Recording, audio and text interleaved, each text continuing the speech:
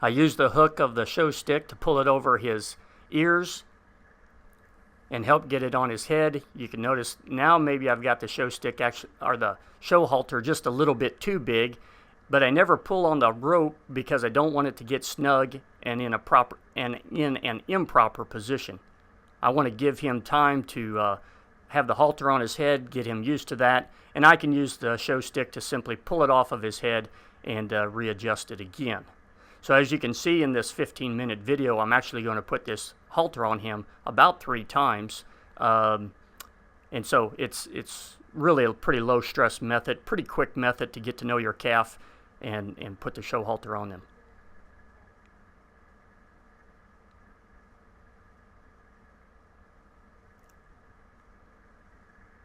Again, I'm trying to get him into position so that I can put this halter on. I need to be on his left side, and by moving just a little bit, then I can have him respond and get into position that will work for me.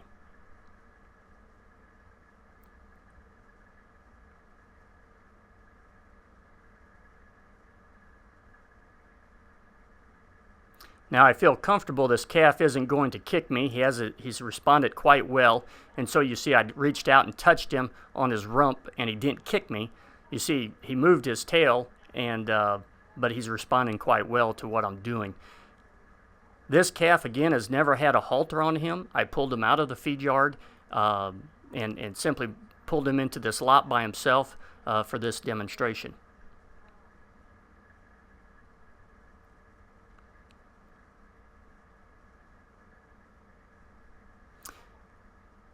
Even though I've had this halter on him twice, he still wants to lick the halter, still curious about what we're doing and about what this process is.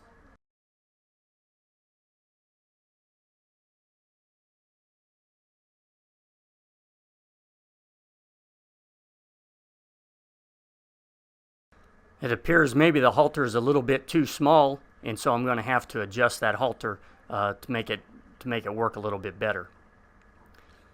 In some cases, you can do that adjustment simply with a show stick, but many times it's easier to take the halter off, readjust it, put it on. As you know, I've already adjusted it twice, and now it's a little bit of a challenge to get his ear in, and I finally did. And of course, it's important now. He's shaking his head, and it gives me an indication maybe the halter is a little bit too high on his head underneath the eye, and I need to make sure that that's adjusted correctly. So I'm using the hook of the show stick to pull on the halter and get it into position.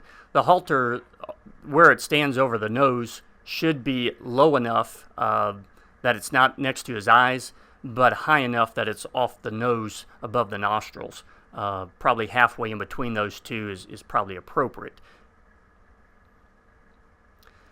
Probably the nose piece is a little high. I'm going to hook it and try to pull it down just a little bit, keep it away from his eyes. I don't want to hurt him and have him be uncomfortable. I dropped the halter because, again, the halter is snug enough, but I'm not ready to have him respond to what I'm going to do in terms of pulling on the halter.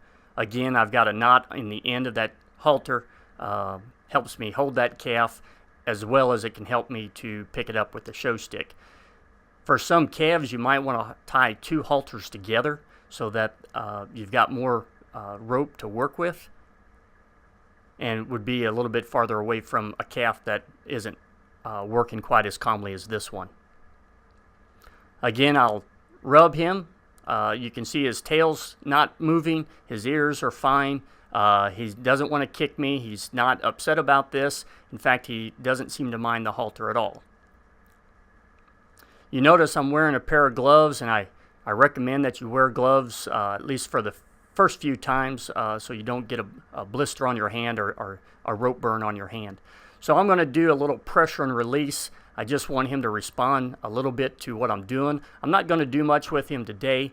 I simply want to pressure just a little bit, pull the calf towards me. In fact, basically I'm pulling him off balance just a little bit, and when he takes a step towards me, I want to release that so he knows that he did something right. So he takes a step, I release, I rub on him again with the show stick, let him know it's okay, building that trust, reducing that flight zone, and trying to work with this calf in as low stress manner as possible.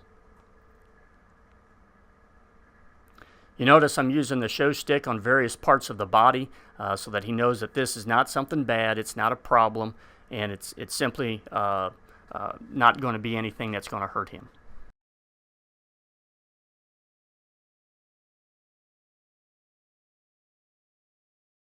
Again, it's important to remember that good stockmanship is not a timed event. This could take 30-40 minutes. Again, this video is fairly short, and depending on the disposition of the calf will really determine how long this process might take. Low stress stockmanship can be very valuable in terms of performance of the cattle, and certainly in terms of safety of both the animals and the handlers.